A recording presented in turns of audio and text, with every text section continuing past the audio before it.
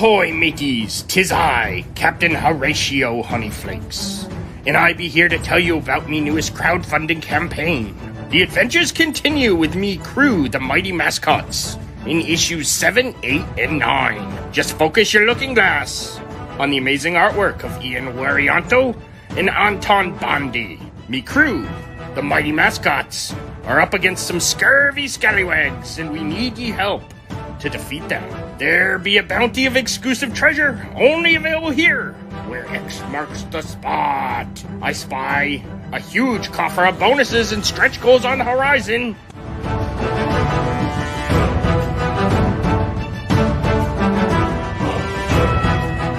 Then please consider pledging so we can continue these adventures with the weirdest crew I ever had the pleasure of sailing with.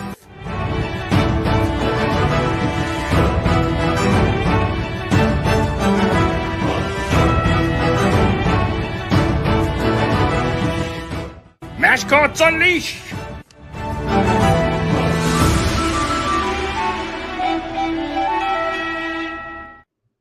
Hey, everybody. Welcome to another episode of Indie Comics Relay. I'm your host, Keith Gleason, creator of the Mighty Mascots and promoter for the Plastic City Comic Con. And with me, always, is Johnny C., creator of Surrounded by Death, The Pond, and Sartana. What's up, buddy? The Pond for Roger Morocco, Yeah. number one.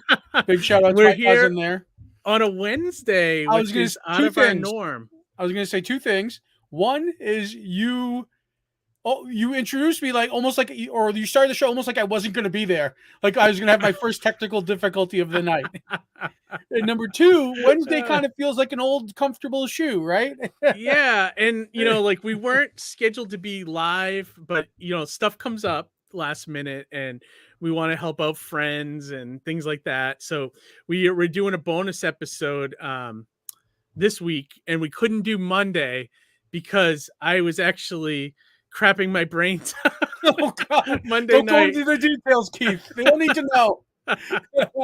Because I had a colonoscopy yesterday, so my prep was Monday night, and it's everything they say about colonoscopy is true, Johnny. The prep is worse than the actual thing.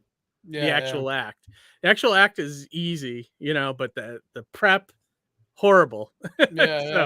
So that was my Monday into Monday morning or Tuesday morning stuff going on. That's no fun. That's no fun. Although you must feel like a little bit lighter in the sense of like less, less congested in the guts, right? What's that? Less congested in the guts, so to speak. Yeah, and I dropped 2 pounds just. I did. It was crazy, So that's my fun last couple of days, And then I worked today, so.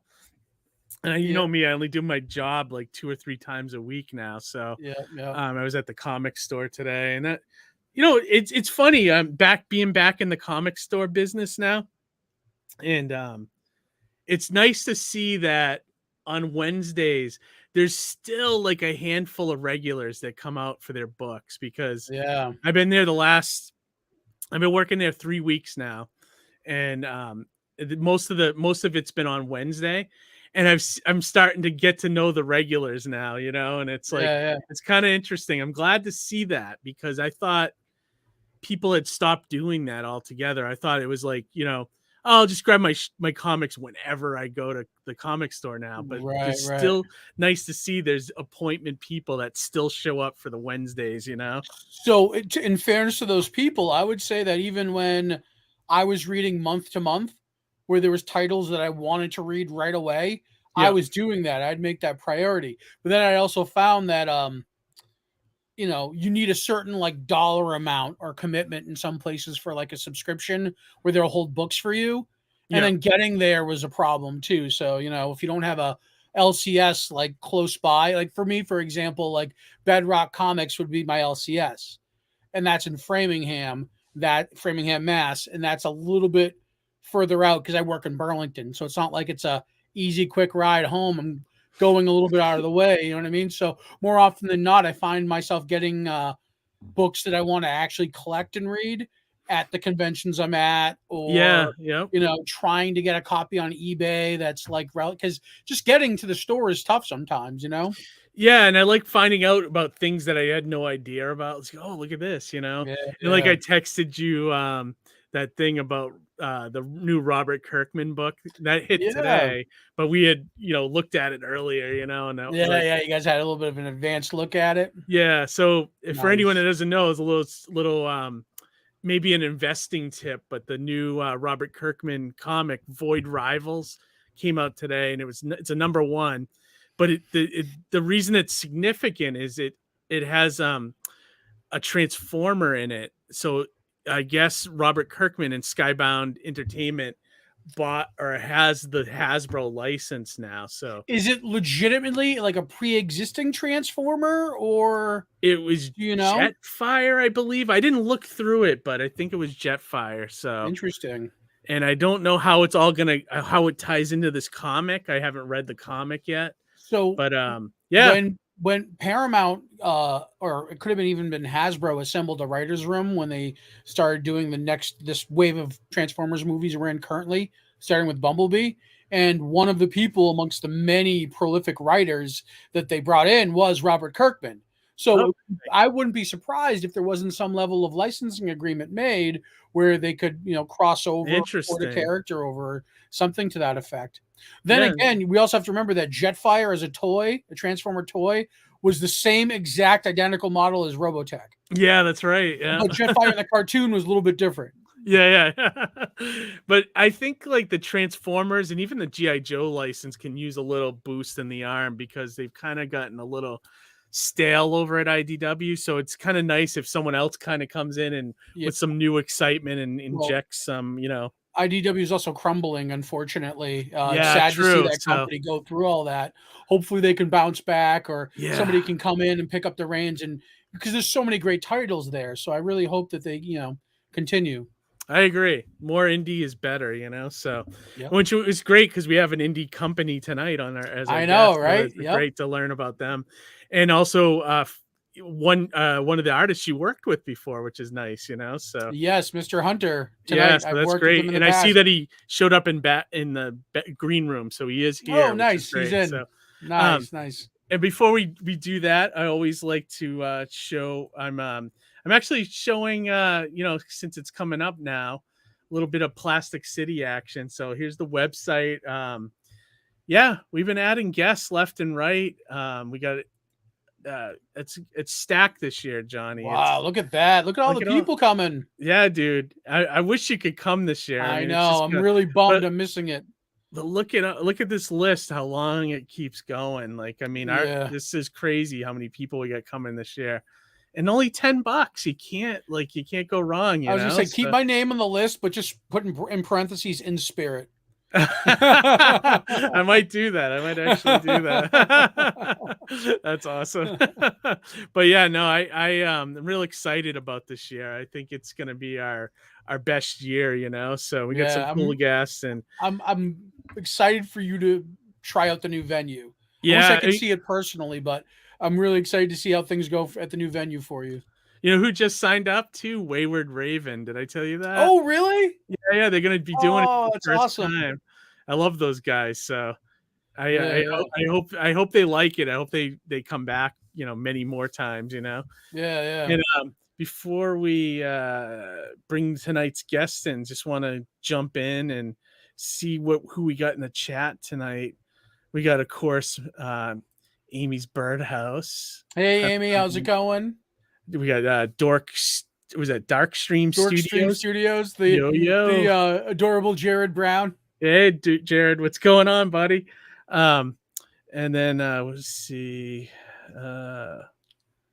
He says Jetfire was always weird as a toy. yeah, definitely different. I wouldn't say weird, but different for sure.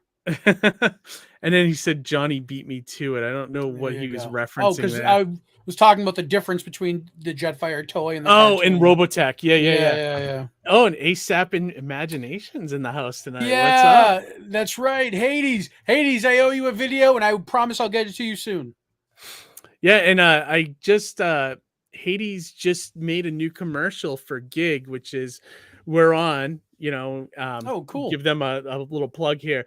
Gig is like the global indie group, and it's a place for creators to connect. So Yeah, check it out. It's a little bit of a fee, but it's it's nominal, and it's a growing community, I would say, right? growing community. Think of it like Angie's List or Angie for comic creators and podcasters and like just anybody that's connected in kind of like the indie scene.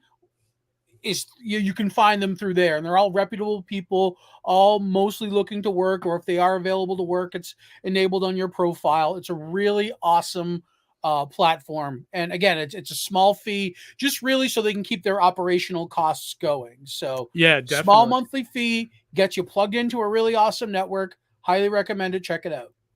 Oh, and what I wanted to say too is he sent me he has a new new trailer for Gig, and it's really good. It's really well made and really professional. He just sent it to me on Twitter the other day. So I'm going to start putting it into the rotation, as we as our videos go forward. I'll put, one Plastic City, and then I'll put a Gig on one. You know how I do it, For sure. And we drop videos like 3 times a week, so we can definitely do that. ASAP says amazing list there, dude. Yeah, thanks, man. We try to do a good show for a reasonable price, Jared said I'd love to hit that show. Yeah, definitely. Plastic City, yeah. And he said Dork. Yeah, you should, Jared. I know you're it's a little bit of a hike for you, but you should definitely. He wants to come up for the day. Yeah, if you ever want to come up, make a day of it, you can always crash on our couch too. We know you well, so I'm thinking out loud here, and maybe this is the wrong time to do it, but for people who'd want to travel into Plastic City, we should partner with a comic shop and sponsor like maybe a signing and have like 5 or 6 people set up a comic shop that traveled from out of town that are in for so they get 2 days out of it. That's what I did with Larry Hama a few years ago. Like I had Larry Hama come in, do our show on Saturday, and then That's Entertainment grabbed him from there, and had Josh him Dahl grabbed him from there. Came a little early. But That's Entertainment had him the next day at their store for a signing, and then they got him on his bus back home. But even for indie creators, like if we can facilitate something for them, that wouldn't be so bad. Yeah, it wouldn't be bad. I'm sure we could find a store that would do it, no problem. ASAP says your guys are awesome. Appreciate it. Thank you, Hades. said hang out in Boston. Boston kid. And Amy says Keith's got an in at a local comic store. He's new though. He doesn't want to overstep any bounds. Yeah, he can't overstep yet, but they would be open to that probably. They would be open to that. Yeah. Remind me after, Johnny. I got some funny stories from Tim, the owner there. Oh, nice. We gotta catch up after anyway. For sure. Yeah. Remind me. I gotta tell you some funny ones. But all right, yeah. So now that we got that out of the way, without further ado, let's bring in tonight's guest. Now, these guys, it's a comic company. They also have a Kickstarter currently running, but they have a lot of exciting books. And then I know you've worked with Hunter before in the past, Mr. too, Hunter. Johnny. So let me bring in everybody here. So let's first start with Dustin, who I think is the head of Ethereal Comics. Dustin, thanks for joining us tonight. Hey guys, thanks for having us. We appreciate it. Yeah, absolutely. And then let me bring in April, who is hard at work here while she's on the show. Howdy, April. Thanks for joining us. Thank you for having us. Yeah, absolutely. And then finally, we got Blayden Hunter. Howdy. Blayden. Mr. Hunter. What's up, friends? Can you hear? Man? I can hear you guys. Can you hear me? Yeah. We got It you. looks like nice. there was another, it looks like you had tried to log in on another device or something. All right, yeah, leave that one backstage. That's so I can see the comments and stuff. That's because I'm going to be looking at this. Gotcha. All right, perfect. Well, thank you guys for joining us. So when we have new guests on, the first thing we love to do is find out origins and how you guys got into this crazy business.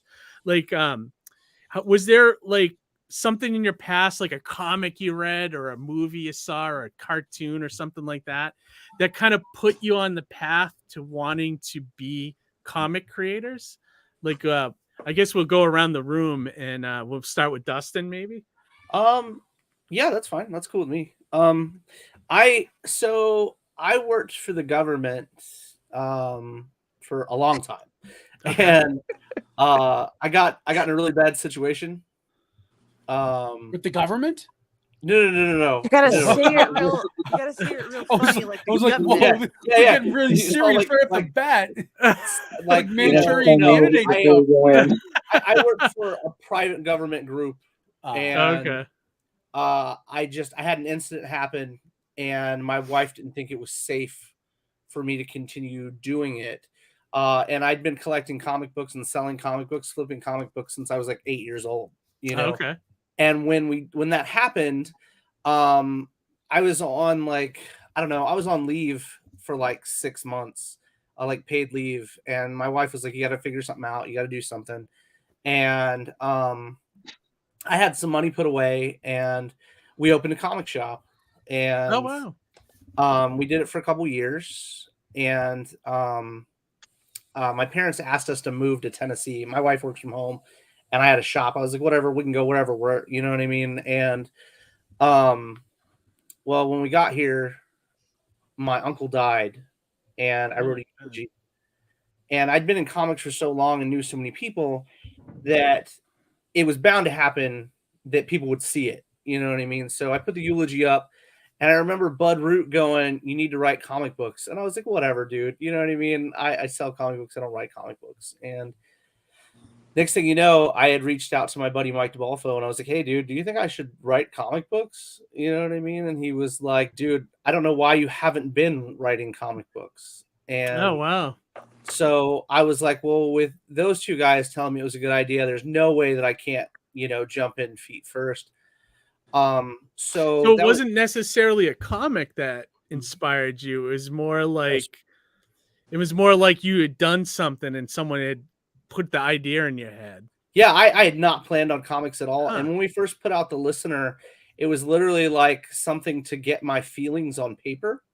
Like it wasn't even, but like I'd been in comics so long that I knew what I wanted it to look like. I knew what kind of paper stock it needed to be. I knew, what I was doing when I created the book, but I had no idea about marketing myself.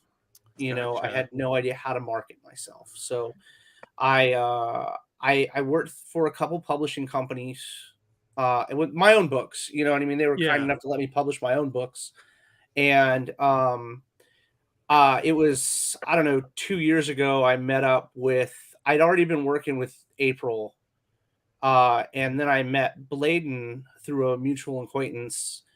And it was just like, okay. So we put out Babes Going Dinosaurs. And all three of us worked on that book. And we did that through another company. But then it was like, why are we doing it through another company?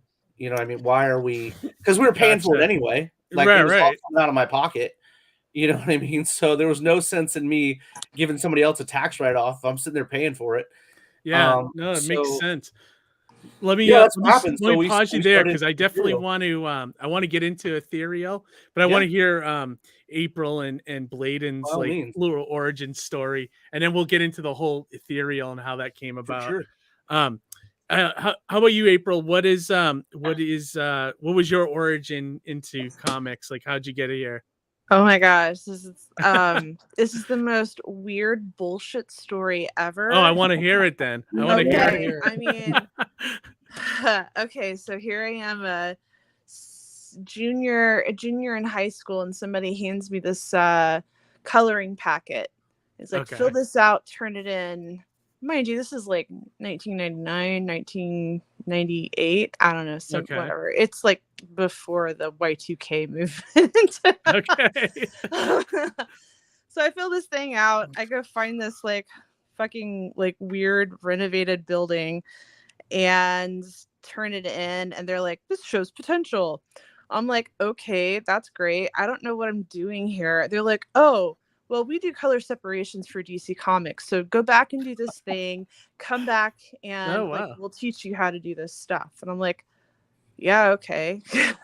So I like returned in this packet, And they're like, yeah, okay, so you'll start tomorrow. I'm like, blah, blah, blah. You know, you come in when you want, you leave when you want, you like turn in these projects. We teach you how to use Photoshop, and here's the sign out list, and there you go. And I'm like, yeah, it sounds great. So as a senior in high school, I was doing pages that were turned in for DC Comics, and I had never read a comic in my life. So they taught that's me. Oh awesome. wow. Yeah. So they taught me, like, you know, really what a comic book was. They took me to my first Comic-Con, which was like Wizard World Chicago. I did that for like 2 years, and then decided to move from Illinois to Arizona. Got my bachelor's in fine arts, and like literally like 2 weeks before I graduated, I was sitting down with Tess Fowler, and she's like, why aren't you going into comic books? I'm like, I don't know. Is that an option? She's like, shut up, really? Yeah, you already go to Comic-Con. You know that you can draw. You can draw just as good as any of these other cats that are just sitting here. Just do it. And I couldn't stop thinking about it for like 2 whole weeks. I finally graduated, and then I messaged her, and I'm like, how do I do this? Where do I get started? What do I do? Draw these 5 characters. Show me what you got. I'm like, okay. And I did. And then I showed him to the comic book store that I usually went to. And he's like, these are great. Can you do this one but larger? And I'm like, okay. And then I don't know. I just started doing it.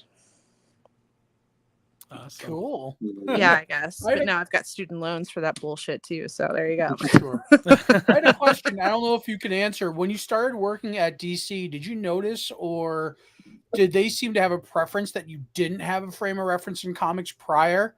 Okay. Was that Hold like on 1 second. Yeah, sure Never thing. actually worked for DC. Oh, I my worked bad. as an independent contractor who worked for their, like, they had a colorist, Got you. and they would send us just the layout, and we would basically plug those interpretations into Photoshop. We would pull those gradients and whatever else, but somebody else determined where those gradients were going to be, that light source, those Superman blues and whatever else. Got you, So got you, it was got you. just the So it was a digital contract. coloring. Yeah, there you go. So Gotcha, my gotcha. name is not necessarily credited, but Heroic Age Studios was. So I see. cool. That's yeah, kind of yeah. like that lettering. There's that company that you see, like the Marvel. They have, like, when you see their person's name, it's like this lettering company. Kind of the same thing, I think. Sometimes you see Man of Action on certain Yeah, things. yeah, Oh, exactly. yeah, and yeah. it- Okay. yeah. But well, there's like a lot of studios that will do that, like Hi-Fi, for instance. Like they've got several people that work for them. It's not just one guy. Right. Gotcha. That's So- cool. Yeah, it's like kind That's of pretty cool. roundabout way, in a weird way, kind of fell into it, which is awesome. Yes, So it's great. just to retread my question, but saying it appropriately, did you find that your employers preferred that you didn't have a frame of reference in comics beforehand? They didn't care. They saw that I could actually Those are color relevant. and that I understood Color theory. and all that. highlights, midtones, and shading. That there's a difference between tonal qualities, and I don't know, just being able to color. It's a lot more complicated, but you can't overthink it at the same time. You know what I'm saying? Yeah, Like, yeah. you don't want to add black to everything just to make it darker. You can take a green and then add some red tone to it, and that's going to instinctively create, like, this complementary color balance. It's not hard, but it is very noticeable when you have somebody who doesn't do that versus someone who does, Yeah.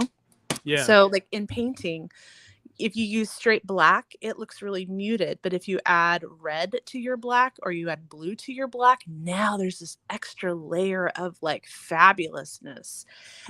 And it's just one of those things that the longer that you do it, the more of the just the little things that make things pop. And that's how you're going to notice your noobs from your experienced folk to your absolute professionals is the way that they are able to see color, or the way that they're able to do 3-point perspective, or the way that they're able to carry a story, or just the little things that set them apart from your average Joe as you're walking through Artist Alley, you know? Yeah. No, that's Just awesome. So nothing but because experience that sharpens that, right? well, the longer that you do anything, the better that you're going to get. And there's like 1,000 ways to be successful. It's not just, oh, I can draw or whatever. It's the way that you're compiling photo references. It's the way that you're compiling them into paneling. Sometimes it's a tilt or a worm eye view to show something's very threatening or imposing. It's the little tricks. Yeah. yeah. In Dustin's words, it's the little nuances. Yeah, definitely. Nuances are good. That's Yeah. what makes everything work. Absolutely. How about you, Blayden? How did you kind of break into this industry, or like what inspired you to kind of become a comic artist? I think everything goes back to when I was like 9 or 11, and I think it was 9, and I saw Nightwing issue 11. Scott McDaniel, my favorite artist in the world. Scott, yeah, doing the great. Nightwing work. He worked on Batman and Robin and stuff later. But yeah, his Nightwing work really started me, and then I kept going. It's kind of mixed the Jackie Chan movement with the narrative storytelling of other artists with a little bit of Eastern influence. So that was kind of like I saw it at a gas station, and I was like, oh my god, I have to have this. The cover just drew me in. And I know which run you're talking about too. Yeah, that's the one. That's the run old when he first moved to Bloodhaven, Bloodhaven, right? yeah, with Chuck Dixon, and yeah, it was so good. Everything worked together. But yeah, his movement, his forms was the thing that really brought me in, and that's something I try to do. So I try to do a lot of action and try to push everything how as much as I can. So that's the energy we try to put with our comics now. I met Dustin from doing some work a little while back, and it was a previous aforementioned company that he had mentioned that we won't name here, but we had come across each other's names, and then he said, hey, you want to work on a book with me? And I'm like, oh man, sure. And then we did the first Babe Score Dinosaur, and it was a pretty good hit. So we were like, okay, let's keep this going. And then since then, I've worked on a couple other titles, and it's been a really good relationship. April came in, and she manages a bunch of the stuff that really just it's a really good team dynamic. So it's pretty awesome. Yeah, that's great. Now, was that where like Ethereal kind of started? Was with that first yeah, so partnership? Justin can speak more about it, but yeah, he had a couple books that he had already worked on, and then once I did Babe Score Dinosaur, it kind of took off a little bit more. So that was a little bit more of a, hey, we can actually do something with this. Awesome. What year was that you guys did that book? 2021. Oh, okay. So this is really recent then. Mm-hmm. Yeah. Oh, yeah, wow. Okay. It's been... my work with Johnny before was a while further back, but yeah, then with Dustin it was more recent, but we've been working like crazy since then. Yeah, we drop 2 books a month right now. I mean, we put out a lot of product, but when it came to Babe Score and Dinosaurs, like our pre-orders like doubled for our issues when we put out Babe Score and Dinosaurs. Like it was something that it was dark, it was different, it was something that you hadn't seen in a long time. You know, I'm a big old school Turtles fan. Like, not to knock IDW or anything, but I'm a big old school fan, black and white. You know, it was a time period when you had anthropomorphic characters that people were like, those are badass, you know, and I wanted to get back into something like that, you know, but I also wanted to write for adults, you know, not that I dislike children's books or heroes books. It's not like that. I just wanted to write for people that would appreciate things that we could create for them. You know what I mean? Oh, I love that book so much. It's ridiculous. I love this image. Came out good. It was just so much fun to create a world that Blayden and I could work on without anybody else is coming in and beating us up and telling us what we needed to do with it. And I remember shooting him this idea for this page, and it was literally like a city street, like a busy city street downtown, and like think like metropolis size city street. And I remember him coming back to me with this page, and it was, instead of being like 5 or 10 people walking on a street, I had asked for wall-to-wall people. And, you know, there are certain artists that have been doing this long enough that they're not going to do every one of those characters. They're going to do the shoulders and whatever to give you that sense of reality, you know, that they're there. Whereas I probably got 75 characters from Blayden on that page. Oh my god! And it like fully rendered characters. But okay, I'll take it. And it was Blayden, were you mad? You No, know, man, I was having a good time. Yeah, okay, it was good. We so hold- intense. He's good for it. I know that for a fact. We were just like, and we started melding together, you know, and working, and BGD became something we were working at every month. You know, we were literally working on this book every time we turned around. And then we were like, well, why should we stop the other books? Let's continue the other books, you know? So the other books were getting worked on. And then we had an epiphany. So every now and then something changed with us as a group. You know, we were like, okay, well, we're going to do our own company. So we decided to do Ethereal Publications and did our own company. But I had another idea. I was like, hey, look, I really like vibed with that. Oh my gosh, what was the name of that movie? Zootopia. Like, I was like, yeah, that's a dope concept, right? But there's so much more that you could do with that you can't do as a Disney movie, you know? And I wrote If It Hops. And at this point, April had worked with me for about a year, a little over a year. She'd been doing cover work for us. And she was working with Blayden as well and doing all kinds of cool stuff. And I feel like it was a shorter timeline, but sure, go for it. It was? Okay, right on. Well, you were on Greed too. You were on Greed too. You were on. Yeah, so it's been a minute, dude. Yeah, I guess so. Sorry. Time flies. Time really flies. Time really does fly because it feels like yesterday I worked with Blayden. So right. Yeah, right. right. Yeah. So I wrote If It Hops, and I was at the time I was sending everything to Blayden first. You know what I mean? Everything went to Blayden first to get his opinions or his thoughts or whatever on it. And he was like, yeah, let's do If It Hops. And it's basically about this, which is the third issue's live on Kickstarter right now. It's about an anthropomorphic rabbit that's like a special agent in the city of Eden. And it's a really dark serial killer story. Like, it's everybody was like, we were putting out images for the first book, and people were like, oh my gosh, you know, it looks like Zootopia. I'm like, cool, pick it up and read it. You know what I mean? And you know, we killed off like a giraffe and a mouse in like the first 7 pages of the book. Brutally. Yeah, it was tough. If you want to say it's like Zootopia, it's like Zootopia meets Seven. So yeah, it's absolutely. So I got like a Kill Bill vibe from it a little bit, like Usagi Yojimbo meets Kill Bill. Yeah, man.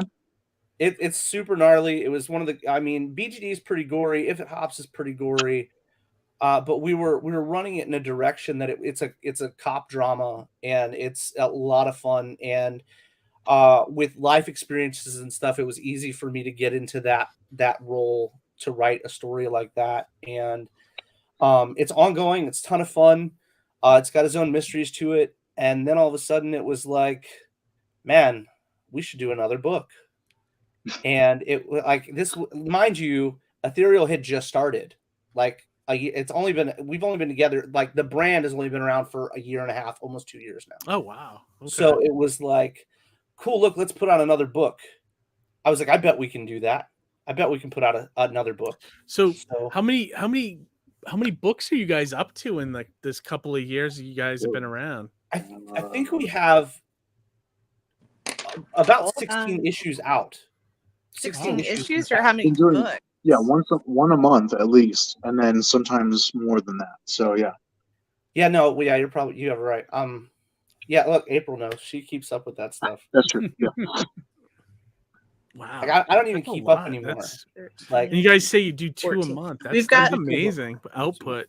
Yeah, We've that's got pretty intense. 14 IPs that are currently in production Wow. with like. And you said you work with about 60 people or something? yeah, Or round was that? about. Yeah. Wow. Yeah, we have cover artists here and there. We have a smaller stock of sequential interior pages, but I mean that is just because the different options for the covers. But yeah, we are keeping a lot of people working and trying to give enough variety and enough options for people who are buying our product to have something they like from someone they really, really like. Mm-hmm. Oh, that's awesome. Like we've got like That's 2 cool. new books, 3 new books coming out in the next 3 new IPs coming out in the next couple months.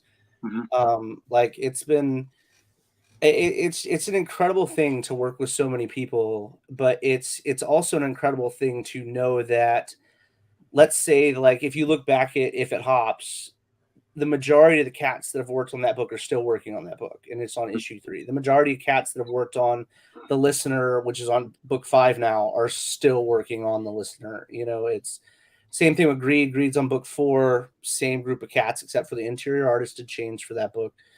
So you're still working the same colorists, the same cover artists.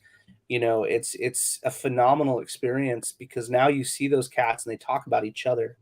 You know, and they talk about the industry together, and they'll comment on each other or post to each other and stuff. Guys and gals that had never talked to, they've never associated. I like to think that Ethereal is the old school bullpen. Like it really is. Like we all associate together. We all eat together. We all play together. You know, we went to Vegas last year, and there was like 9 of us in Vegas. Oh wow. You know what I mean? It's what one of those... what part of the US are you guys in? I'm in Tennessee. Tennessee. Nice. You and know, how about you, April?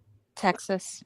Texas and Hunter, Blayden? Colorado. I'll be at Denver Fan Expo pretty soon.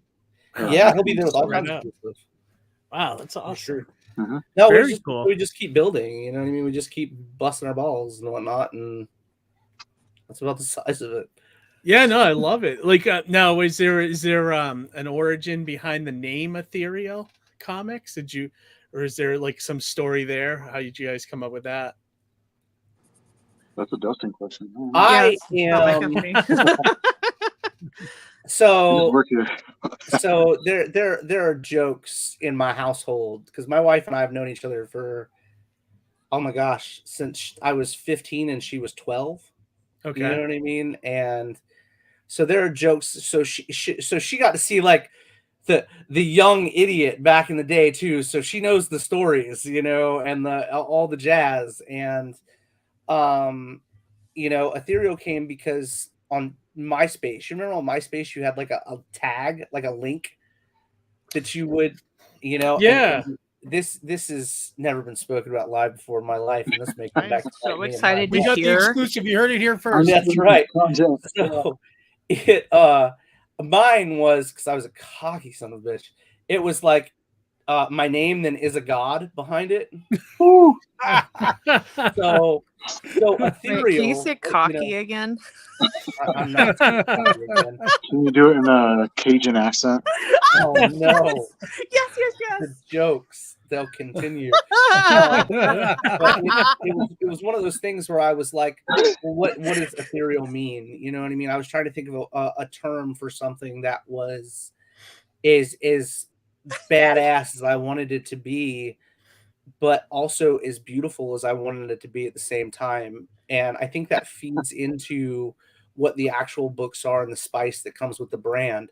Because again, mature titles, you know, so you're getting, you know, beautiful pages, but you're getting over the top gore in books, you know, and you know, and we don't settle for anything that is like standard. Like standard is something like I used to work, you know, I had my own shop and I'd look at a Marvel book and I'd be like, that's beautiful. Now I'm looking at Marvel books going, not so much. You know what I mean? So JT Molloy says Ethereal is when exactly you're right. He knows better than anybody. He knows better than anybody. We did. That's funny, JT. He said, "Oh my God!" Thanks for JT is joining one of us the too. Greatest people alive, like one of the greatest people I've ever known. One of the greatest people that's ever worked with the brand. You know, he's just an incredible human being. Yeah, just got engaged. Congratulations, JT. Congrats, JT. You know, amazing stuff. And Shawnee says April and Blayden are on fire. All on fire. She's a good friend. Shawnee is an amazing human being as well. So we're hoping that some of our fan base will start following you guys because it's a cool show. So. And Jared said facts on Marvel falling short these days.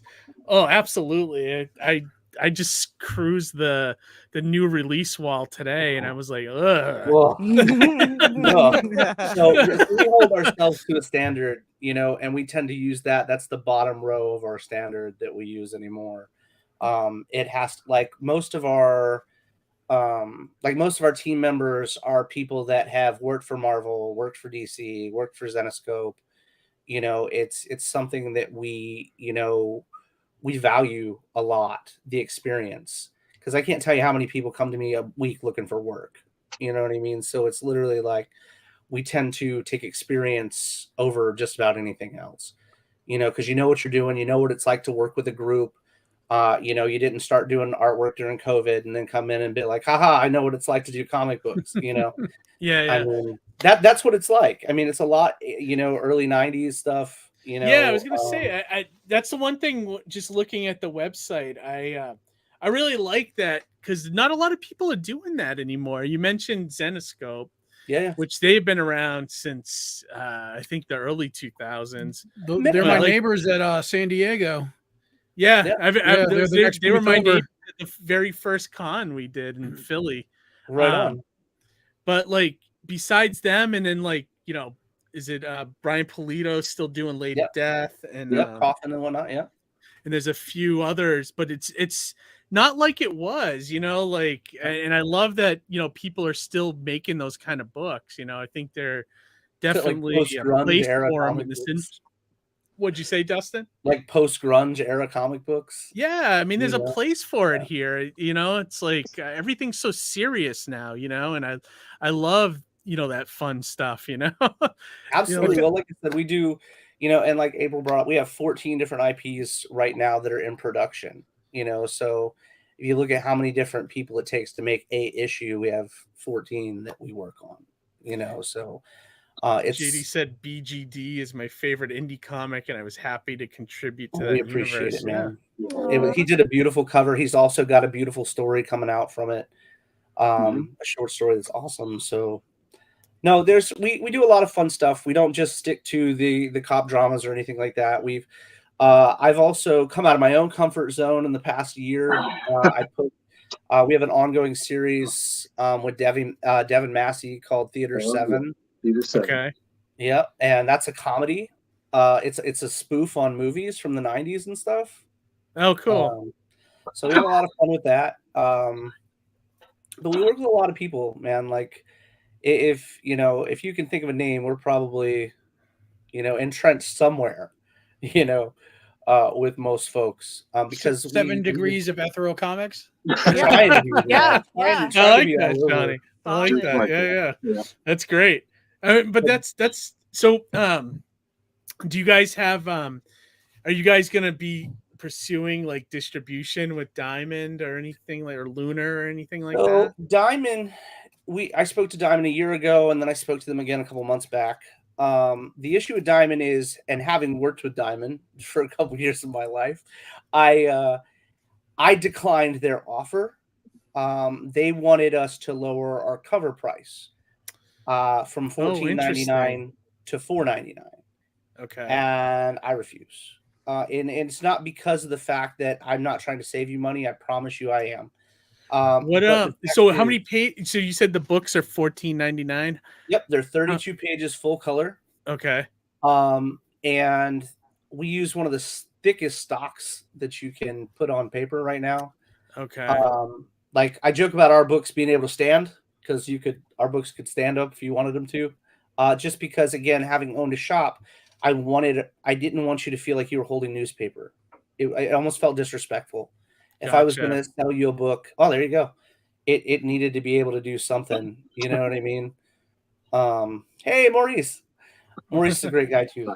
Yeah, my table's at an angle, but yeah, they can stand on the table and beautiful, beautiful images. And like that paper looks nice. Yeah, it looks nice. Yeah, I don't mess around with stuff because I feel like I'm a normal dude, and normal dudes and gals buy our books, and I want you to be able to afford things from us. I don't ever want to be like off the wall crazy or anything like that. But I also, a lot of people don't realize, like, for production, our books are between $6,000 and $8,000 an issue when we produce them. So it's literally like, and it's because you use that higher level. Because we're using stock. not just stock, it's artists. You know what I mean? Okay. Thank you, Johnny. We're paying for, higher tier artists. We're paying for higher tier colorists, letterer.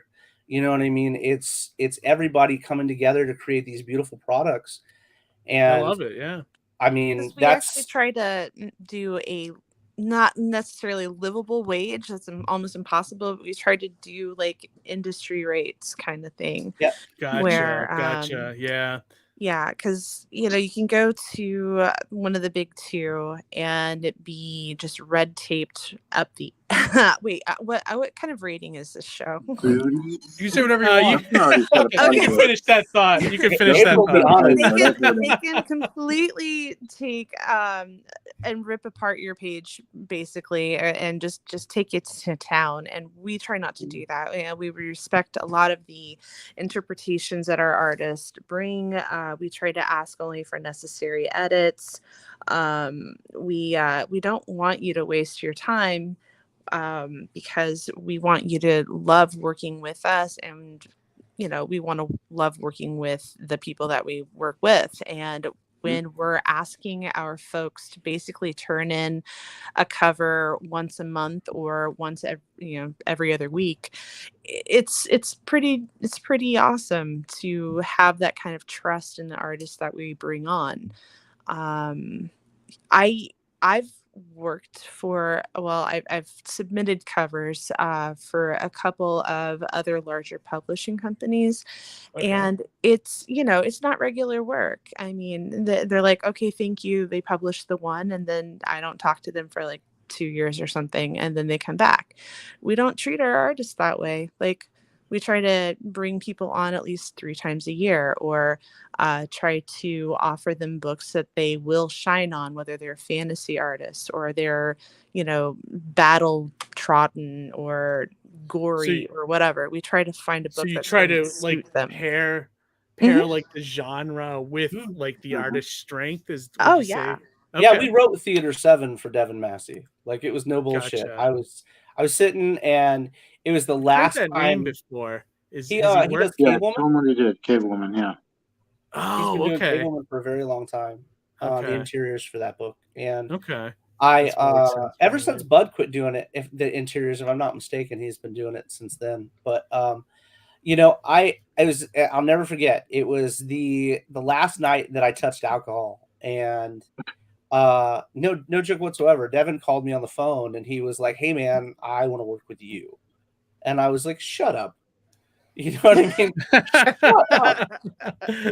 And so he was like, the only thing I don't want to do is I don't want to do dinosaurs. I don't want to do any more dinosaurs. I'm doing dinosaurs forever. I said, okay. That's the biggest title. Come on. Yeah, right.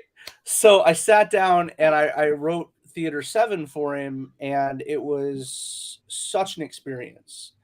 Like, because he's been in this industry for so many years, and he sat with me and talked with me about a lot of the different character designs and the ways that we could do the characters. Because again, it spoofs 90s movies, and it spoofs, all kinds of stuff that we enjoyed as kids. So to be able to put that together with a guy that literally is like the master of memories was a great time. The master of memory. I kid you not. He's the dude for sure. You know, It's a great hard character title. model. Yeah, it's a hard character model to keep up for everybody. Yeah, right. Master of definitely Hammers. something. It's great. But yeah, no. So we try to put the best people we can for each product with the product, because we want them to be comfortable. It's never like we've got guys and gals that don't want to do anthropomorphic characters, so we don't put them on an anthro book. You know what I mean? There's a bunch of our girls. Wow. Yeah. It's a great image, actually. Yeah, for yeah. sure, man. That's Thank you, yeah. super fun. got Yeah, that and book like I right said, here. Russ is rebuilding the website, so there's a bunch of stuff on there. You know, the pillowcases are on there, the skateboards are on there. You know, that's one of the first pieces that Blayden did for BGD. This one right here. The Down Ricky? Yeah. the Ricky. Yeah, if you go down. Oh, right. Down one. Yeah, that one there. Oh, wow. It was a pinup, and I had never put up a male pinup before, and I was like, "That's dope. Let's do that." So That's awesome. Heck yeah. but we have a lot of fun. You know, the characters, especially like agency and stuff, are noticeable characters. Like you can see our characters versus, you know, some of them are recognizable that you'd never see another artist or another, you know, designer work with. You know, like our characters from BGD, they stand out. You know, same thing with Agent C or Agent K from If It Hops, they stand out. Like Blayden is working on an Agent C right now. There's not anything that looks like anything else anybody else is doing, and that's something that's important to us, that we stay so far away from anything else anyone else is doing. Yeah, I like that. I think because this, you know, this used to be such a huge part of the industry, and now it's like a tiny. It's become niche. Yeah, it's become niche. Yeah. And it's cool that, you know, somebody's still keeping it going, you know. Yeah. Success. I think there's a market for it still, you know. Well, we do like fantasy books. We've got, again, there's 14 IPs. So, I mean, you get the two Anthro series are our most popular outside of Fallen Leaves, which is our elvish fantasy type of book that does really, really well. But no, all the IPs are very, very different. You know, awesome. Do you guys do a lot of conventions together? This year we took off. April and I did a bunch together last year. You know, we caught up with Blayden in Vegas. You know, and we're always down to do things, but this year was a growth year for us. There's no way I would have been able to do all that I'm doing and do the convention circuit. It's just such a disruption for the entire weekend. Mm-hmm. And some of these shows are back to back. Yeah. Well, that, and you gotta count the Monday recovery day, for and sure. then also like the day before the convention, grabbing everything and putting it all together. It's a lot of work. See, that part's not hard, but what is hard is being there for my team members. Cause like whenever, like we've got some folks that work on the other side of the world, and the amount of work that I get done at 2 a.m., it's a lot. So it's really hard for me to not be accessible, because like Phoenix Comic Con's like 3 levels below the surface of the street, so I can't get a signal down there.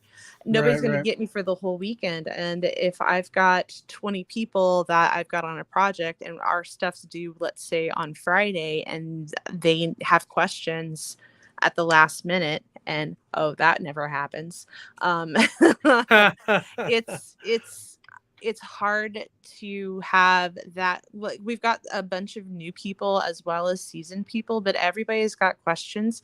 We've got people who are dealing with some real trauma, like, you know, they live in unsafe areas and they have only access to the internet every once in a while.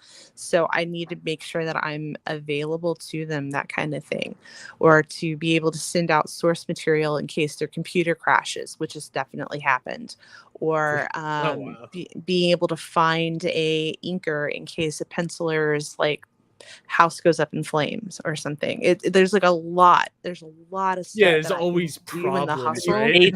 April for the win, man. Yeah, right. I was gonna say, especially when there's a lot of people that are involved. Like, you know, there's a lot of strings and plates you have to keep spinning there. Well, that's what people don't. I think that's something that people take for granted, right? When you come in and you're like, I put out a comic book. And I'm like, that's cool. You know what I mean? That's dope. Good for you. You know what I mean? And they're like, yeah, it's just 3 of us. And I was like, sweet. I was there. I remember that. I remember 3 people. You know what I mean? It wasn't that long ago. I certainly remember. And, but he's part of my trauma. So, but it's so neat. It's so neat being able to see all these things go into the Kickstarter campaigns to get launched, to see it's a them lot of get work too to publication. do a campaign. It's not. Yep. And if You you know, do it's it not just throw once, it together and Still go. fulfilling my campaign. Yeah. And if you do it just once, that's amazing. And if you do it just twice a year, that's also amazing. Yeah. But we're doing it twice a month, which means that we have, That is nuts. if we're doing a 3-month give a damn window Yeah. at 2 books a month, that's 6 projects that I'm responsible for. Wow. And that's about 20 artists per book. Some of them are repeats, don't get me wrong. We like having our regular seasoned artists. But at any given moment, I'm talking to about 30 people a week about a project at some point. It's a lot. And for me to be unavailable on the comic circuit, it kills me not to be out there doing this, because I've been slinging comics and doing hustles for 20 years of doing independent illustration, anthologies, sketch cards, just regular commissions. I love that shit. But I can't do both jobs. I am amazing, but I need a year to really settle into this position before I start doing what I love, in addition to what I need to be doing. And it's a huge undertaking. And I feel for a lot of these companies that are coming in and doing 1 book a year or 3 books a year. They can't hold a candle to what we're doing. We're really doing something amazing. And I really feel like awesome. our fiscal responsibilities of keeping the company together and tight and making our deadlines and doing our fulfillments, I think that's really important for our longevity. I think that we're one of those companies that's going to be around 5-10 years from now. I'm excited to see what Dustin does with this. Well, with the quality of pages you print on, those books will be around for 100 years from now. They should be. Absolutely. They should be. Absolutely. Well, we pay for them. They ought to They be. deteriorate over time. No offense, Keith. No, they're absolutely beautiful. I think that it's amazing to harken back to what it is to create a company like this. When you look at, again, the cats that do a couple books, they should be proud of them. It's hard work, but when you have so many people, I can't do this by myself. There is no physical way that I could possibly keep up with all. We appreciate you, Shawnee, so very much. Shawnee's awesome.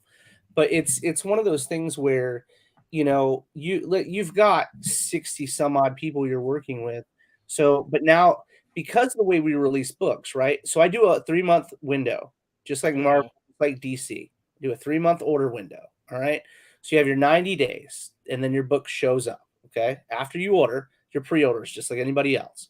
So when they get to you, though, imagine this, though. If you've ever created a book, think to yourself, look at it like this. I've got X amount of pages that's due by this date. I've got X amount of covers that's due by this date.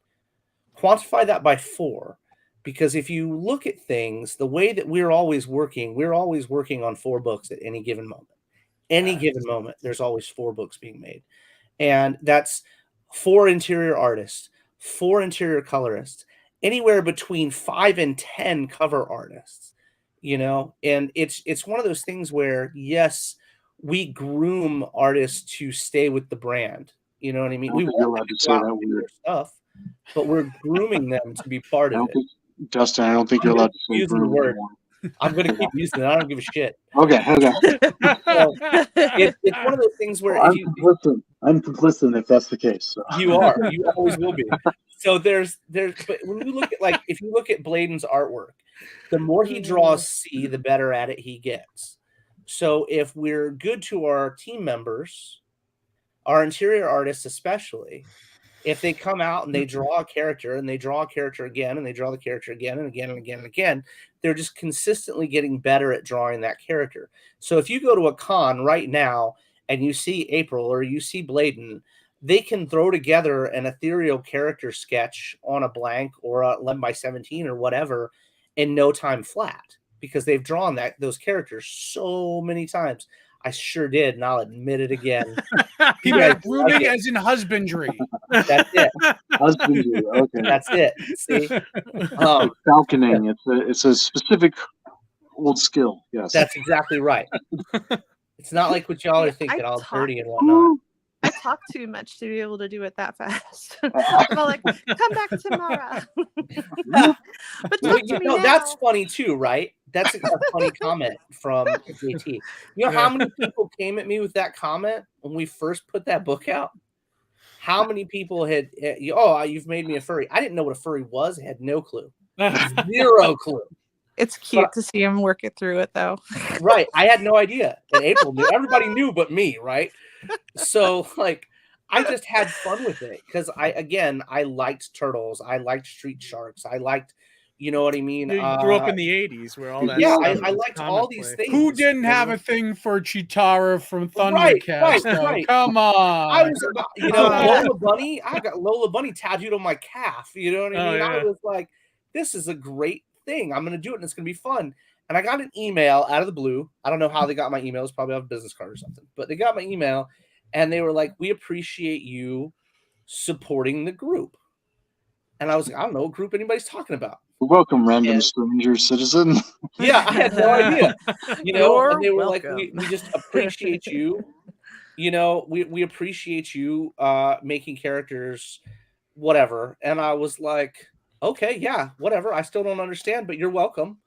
You know what I mean? I don't get what the fuck's going on, but yeah, okay. So and then all of a sudden we were doing shows and I met more people and we started getting invited to different conventions and adult conventions, not just Anthro conventions. Uh-huh. you know. Yep. Yeah, like Yeah, we got invited to a bunch of stuff. And I'll tell you this, we've gained a ton of readers from conventions that I had never been to or would have never gone to. We did the Chattanooga, like, I don't know what it was called, the adult show last year. It was a night convention. It was really, really cool, you know, and I mean, it was just, I sold more books at that than I had started a regular show when we first got started at any other regular show. I think I sold 2 short boxes of If It Hops at one show. We've had people who say by like page 3 or 4, they forgot that it's a bunny character. It's just that was Devin Massey. It sure is. was. Yeah. By page 3, you forget, because I knew what people wanted to see, right? I'm not ignorant. I've been reading comic books for a long time, you know?